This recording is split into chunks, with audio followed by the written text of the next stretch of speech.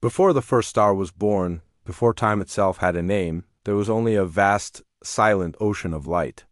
This was the source, the cradle of all that would ever be. Within this infinite expanse, countless sparks of consciousness flickered into existence. They were the first souls, each one a unique echo of the divine, a fragment of eternity given form. They had no bodies, no names, no concept of I or you. They were simply light. They danced in the cosmic currents, weaving tapestries of pure energy, their thoughts a symphony that resonated across the void. In this realm of pure being, there was no pride, no fear, no loneliness. There was only unity, a shared existence within the heart of the Creator. One of these sparks, however, began to burn with a different kind of fire. It was not brighter, nor was it dimmer than the others, but it began to feel a stirring within itself, a whisper of separateness. It observed the endless dance, and for the first time, it saw itself as a single point of light amidst a sea of others. This tiny flicker of self-awareness was the birth of individuality, and with it came a question that would change everything. Who am I, apart from the whole? This soul, let us call it the first seeker, began to draw inward. It focused its energy not on the shared symphony, but on its own internal melody. It wanted to understand its own depth, its own unique color and tone.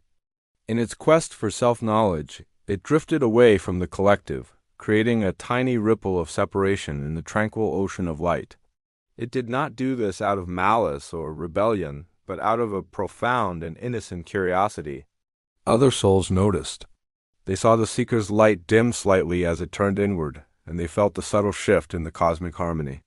Some felt a pang of what would later be called sadness, a longing for the lost unity. Others felt a spark of the same curiosity that had captivated the seeker. They too began to wonder, what am I? And so the great separation began. More and more souls turned their focus inward, each one creating its own private universe of thought and feeling. The single ocean of light fractured into a billion shimmering rivers, each flowing in its own direction. This was not a fall from grace, but a necessary step in the great cosmic journey. For a soul to truly know the light, it had to first experience the illusion of darkness, the feeling of being alone. The Creator, in its infinite wisdom, did not see this as a tragedy. It saw it as the beginning of a grand story. To help these souls on their journey of self-discovery, it conceived of a new realm, a world of form, of matter, of time and space. A place where these sparks of light could wear cloaks of flesh, experience contrast, and learn the lessons they could not learn in a state of pure unity. This was the birth of the physical universe. The first seeker was among the first to descend. It clothed itself in a form woven from stardust and dreams and stepped into the river of time. The shock of this new existence was immense. The boundless light was now confined within a fragile shell. The symphony of the cosmos was replaced by the cacophony of a world filled with struggle and survival. The soul forgot its origin. It forgot the ocean of light from which it came. All it knew was the thirst, the hunger, the longing for something it could not name. This was the first life. The soul lived and learned, loved and lost. It experienced joy that made its spirit soar, and pain that carved deep canyons into its being. It made choices, born of love, others of fear. And with every choice, it wove a new thread into the tapestry of its own unique identity. When its physical form grew weary and returned to dust, the soul was released. For a brief, blissful moment, it floated free, and a distant memory of the light returned. But the journey was not over. The questions it had asked in that life remained unanswered. The love it had given and the pain it had caused had created ripples, energetic debts and credits that needed to be balanced. And so it was drawn back. Again and again, it returned to the world of form, each time in a new guise, a new body, a new set of circumstances. It was a king who learned humility in the rags of a beggar. It was a warrior who found true strength not in the sword, but in forgiveness. It was a skeptic who, at the end of a long life, discovered faith in the eyes of a child.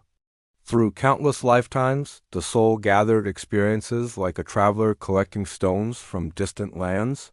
Some were smooth and beautiful, others were sharp and heavy. But each one was a part of its story, a piece of the puzzle of itself. With each rebirth, the soul carried with it the echoes of its past. A mysterious sadness on a sunny day, an inexplicable love for a stranger's face, a talent for music that no one had taught it, a deep-seated fear of water. These were the whispers of its former selves, the ghosts of forgotten memories guiding its path. It was searching, always searching, for the way back home.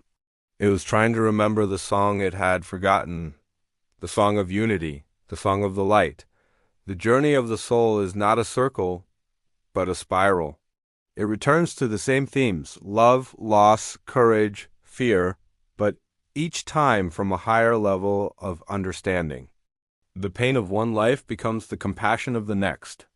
The betrayal it suffers becomes the loyalty it offers. The mistakes it makes are not punishments, but lessons that polish the soul, scraping away the layers of ego and fear until the original light can shine through once more. And what is that light? It is the realization that the soul has been searching for through countless ages was never separate from the individuality it so desperately sought to define is but one facet of a magnificent, infinite diamond. The journey into separation was simply the long way home, the only way for a part to truly comprehend the whole. Look within yourself. Feel the echoes in your own heart.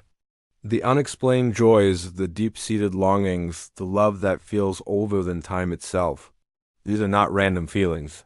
They are the whispers of your own eternal journey. You have been the hero and the villain, the saint and the sinner, the student and the master. You have lived 1,000 lives, and in each one, you have been searching for the person you are right now. The mystery of the soul is not a puzzle to be solved, but a story to be lived. Each moment of your life is a verse in this epic poem. Every act of kindness, every moment of forgiveness, every choice made from love is a step back towards the light. You are not just a fleeting existence. You are an ancient traveler, a spark of the divine, slowly, beautifully, remembering its way home. And when your journey is complete, you will return to the ocean of light, not as you left, but as something more. You will be a unique, irreplaceable note in the eternal symphony, your story forever woven into the memory of the universe. For even after eons spent in the shadows of forgetting, the soul never truly loses its way. Because the light it seeks is not somewhere out there in the cosmos. It has been inside all along, waiting patiently to be remembered.